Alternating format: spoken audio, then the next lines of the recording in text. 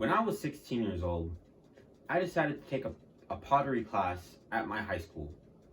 And one of the assignments that my teacher had us doing was making a vase. This was to help us to learn how to shape and really help us with our pooling. But the only problem was I wasn't very good at it. And it kind of frustrated me a little bit. And I eventually needed the help of my teacher in order to actually make my vase. And that frustrated me because I wanted to be able to make it myself, and I wanted to be able to make it look good by myself because that was the type of person that I was back then. So I got a little frustrated, and a year later I started really dialing in on how I can make my vases easier and what are the tips I could use in order to make them easier. And during that year I found out 5 steps or tips that you should be taking in order to make vases look how you want it and to make them easier. How would you like to learn what those 5 steps are?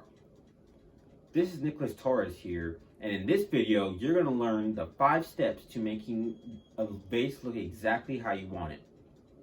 Now, before I get into that, vases are very special in the pottery world. It shows how much you have improved, and you're able to shape it how you want it. And the way you shape it is gonna basically make or break how your vase is gonna turn out. You can make a vase that is really skinny, or you can make a vase that is really wide.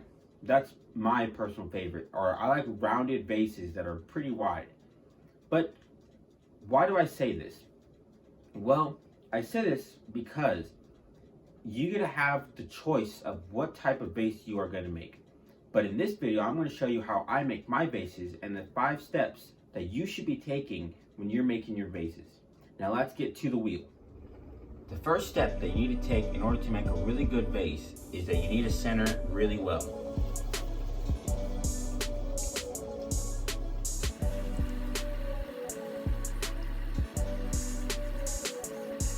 Usually, when I'm centering a vase or even larger amounts of clay, I like to have my centering pretty high up because it makes the throwing way easier.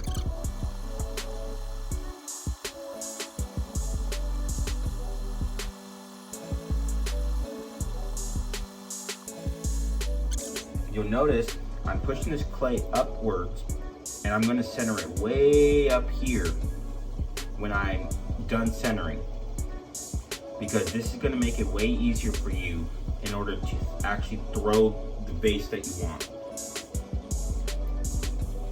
I'm going to do this a couple more times. I'm coning up, but I'm not coning down.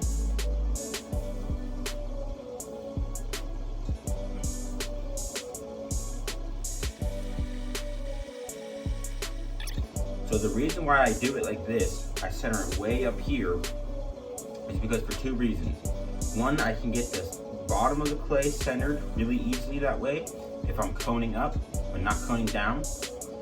And then it makes it a lot easier for you as you're throwing, when you begin your throwing process.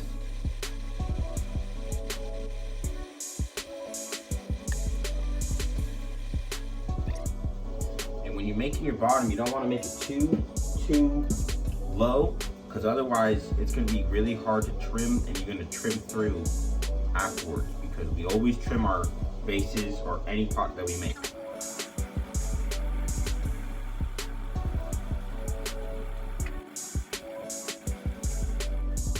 So our goal with this vase is to make it pretty tall so that when we shape it, we get the right height that we want, and it will look really nice too. So that's the whole reason why we also centered really high up and opened up really high.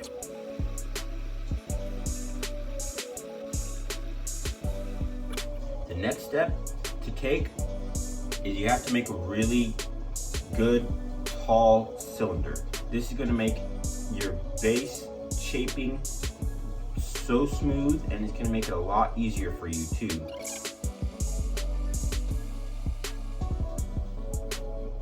You'll notice as I'm pulling up, I'm going really slow because that's the key here. In order to make a really good vase, you need to pull up slow. So I have my wheel going pretty slow, it's not going fast, and I'm pulling up slow too. It's about, once the wheel turns around once, that's when you want to pull up. So you want to try to match your hand speed with the wheel. And I'm always collaring in at the top so that it's not flaring out too much, because I want a really solid straight cylinder.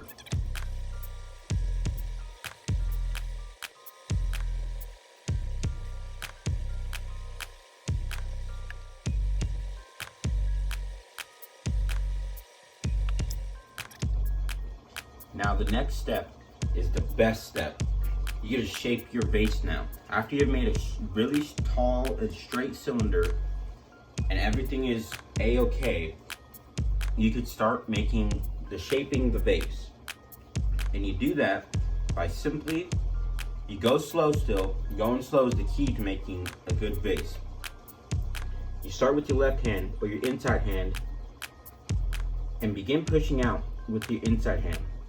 And your outside hand, all it's doing is really there for support. So the roles switch when you're shaping. Instead of the outside hand doing most of the work when you're pulling, this time when you're shaping, the inside hand is doing most of the work and the outside hand is really there for support. Until you get about right here where my outside hand is at, that's when you really want to start kind of focusing in more towards the rim, because you don't want the whole thing to be super flared out, otherwise it turns into a bowl.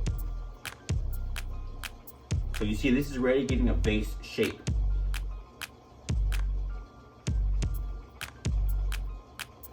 Usually when I make my vases, I like my bellies to be really rounded and pretty far out. I think those vases look super nice compared to like a really, really skinny vase. So it doesn't matter how you shape it, but I like mine to be rounded. Let me know in the comments what type of vase you like to make or you like to see.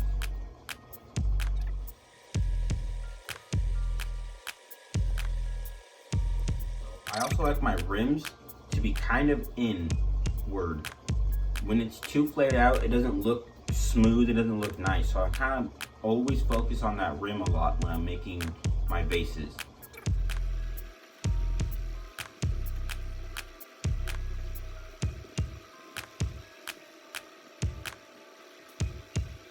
So now, the next step that you want to take is you want to smooth out the base. So you get a wooden or metal rib. I like to use a metal rib because it makes it easier to actually smooth out the base. And what you're doing is you're just pressing against the base with your metal rib, and you're just taking away all the slip on the outside and smoothing it out at the same time. And you fix any kind of little minor details that kind of happen as you're throwing. So you make it nice and smooth. It also helps with shaping too if you use a metal rib. It can really get you the shape that you want if you just use a metal rib while shaping. So now the next step is we gotta focus on the rim, because I don't like how this is a little bit too flared out. I'm gonna color it in just a tad bit.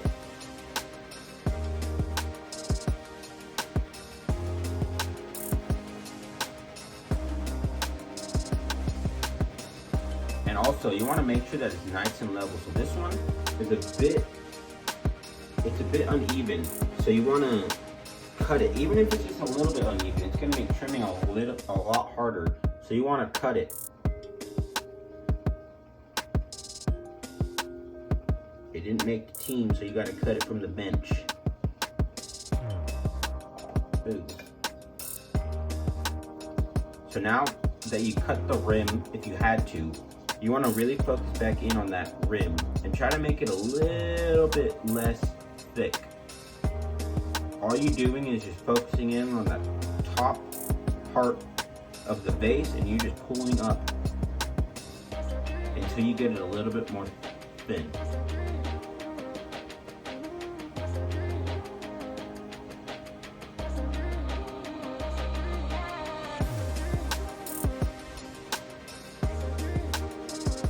Now I'm going to color it in again blue. Make sure to not press it super hard because it's bound to be probably pretty soft and thin at the top if you did it like that. Now the final step, like I said, is to focus really on that rim. You want to make it nice and smooth. Flare it out a little bit if you have to.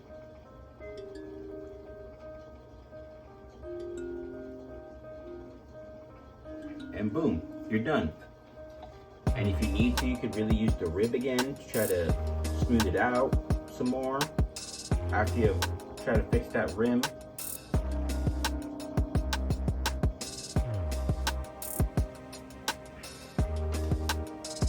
Now join me for next week where I will be showing you how to actually trim a vase so that it looks nice and smooth and everything looks really pretty.